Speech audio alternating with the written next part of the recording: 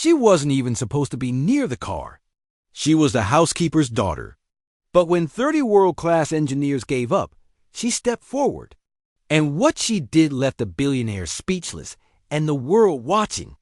At the top of a hill, hidden behind white marble gates, stood the private estate of Evelyn Hawthorne, a media mogul, fashion icon, and one of the richest self-made women on the planet.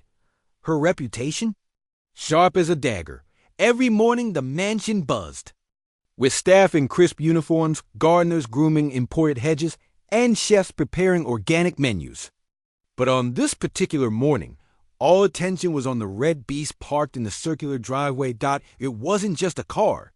It was the Vulcan H1 X, a $700,000 prototype electric hypercar designed by a German-Japanese partnership. It purred like a whisper when it worked. But today, it was stone cold. The engine wouldn't turn. The screens inside wouldn't respond.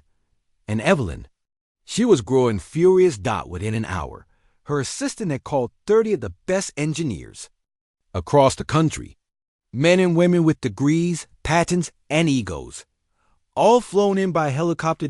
They ran diagnostics, took apart panels, argued, sweated, reassembled, REBOOTD.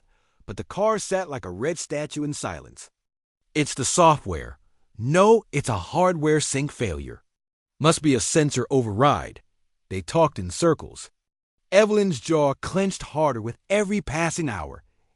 And yet, watching from the service entrance, barely visible behind the doorframe, stood Harper, her 12-year-old maid's daughter, overalls stained with grease. A wrench in one hand, curiosity in both eyes. Harper had grown up around engines. Her late father ran a neighborhood repair garage, the kind with flickering neon signs and coffee-stained toolboxes. She spent her afternoons learning what the world's best engineers forgot. Don't just listen to the machine.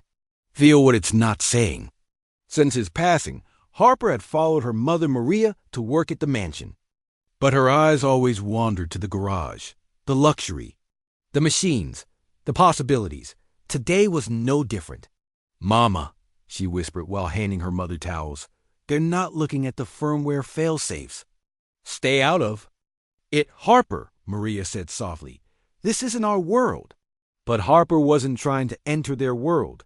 She just knew how to fix the car. As Evelyn's frustration boiled over, she turned toward the murmuring staff and barked, "If anyone else thinks they can fix this, speak now."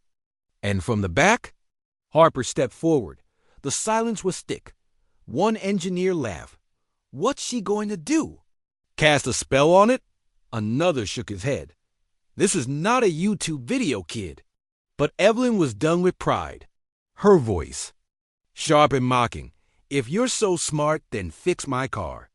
Harper nodded. She didn't explain herself. Didn't ask for permission. She climbed into the passenger seat, reached under the dash, and disconnected a hidden backup power relay. Reset. "The memories sync," she mumbled, tapping an old digital meter. Everyone watched in disbelief. "This car has a redundant system that requires dual authentication after a passive overload. It's a safety glitch. My dad rebuilt one just like it 2 years ago." The engineers went silent. They had missed it. Then dash the car beeped. The screen lit up. The engine hummed. Evelyn's mouth dropped, so did every jaw around her. "Who are you?" Evelyn asked, breathless. Harper stood, wiping grease from her fingers. "Just someone who was finally allowed to try." A few engineers clapped. One approached her and asked for her name. Another quietly said, "You should be teaching us." Evelyn said nothing, but the next day, Maria received a call. Harper was offered a full-ride scholarship to a tech academy, a personal mentorship from a Vulcan H1 X engineer, and a letter from Evelyn. Genius isn't always in boardrooms. Sometimes it's waiting in the garage, just needing to be seen. Years later, Harper wasn't a little girl anymore. She became the lead engineer for a next-gen electric race car, Team 1, that would break global records.